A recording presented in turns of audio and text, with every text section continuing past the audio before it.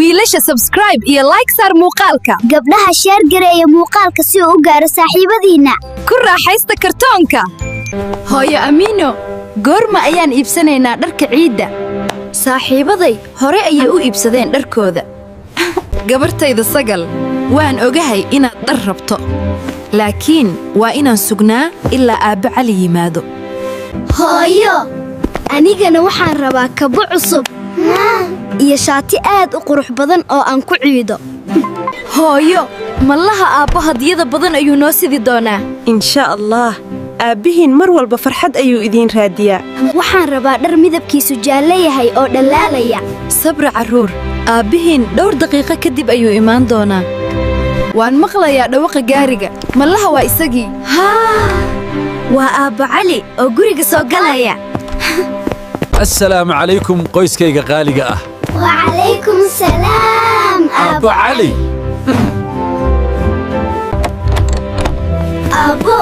dharka ciida maanta miyaan iibsanaynaa caruurtayda waan ogahay inaad aad u rabtaan dhar ciid ah laakiin sanadkan xaaladdu xoogaa way nagu adag tahay maxaa dhacay Aabbo ma lacagtii baa naga dhamaatay shaqada ayaa yaraatay sanadkan caruurtayda lacag badanna ma hayno hadda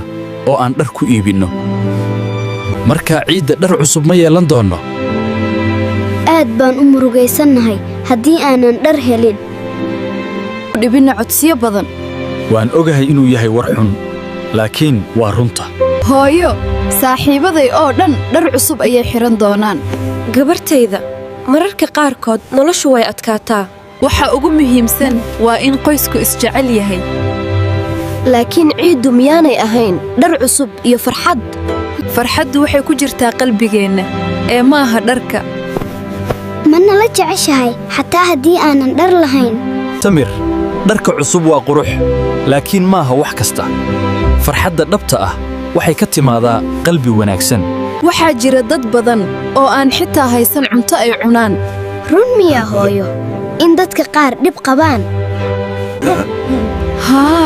waa inaan ku faraxnaa waxa aan haysanno hadda waan fahmay waa inaan mahadnaqnaa mar kasta haye Aabbo Cali aniga dhib iima lahan hadda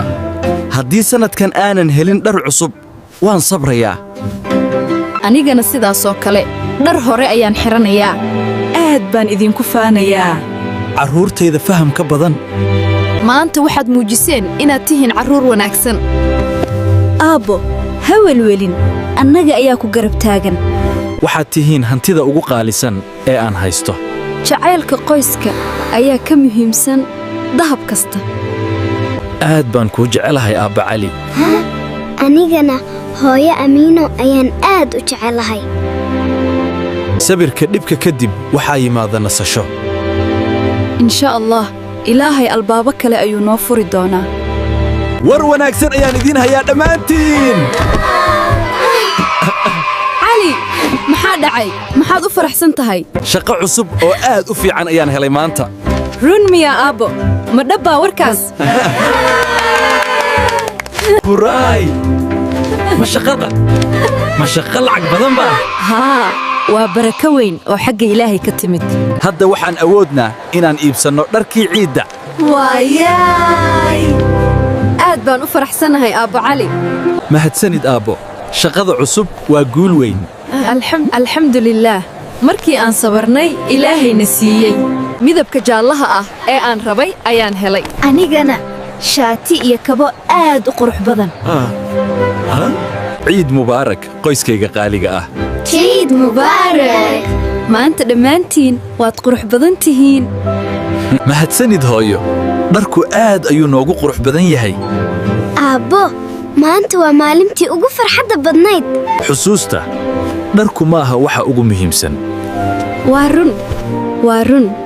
waa jacaylka aan isu qabno sidaas ayay qoysku ku barteen cashar weyn inaan isku duubnaanno ayaa noo ah farxad jacaylka qoyska ayaa wax kasta ka muhiimsan mar walba ku kalsoonaada naxariista ilaahay alxamdulillaah ciid wanaagsan dhammaantiin ciid mubaarak sheekada way dhammatay maxaa sugay muuqaalka like saar أصحابته subscribe channel نودها sida sheekooyinka ula socto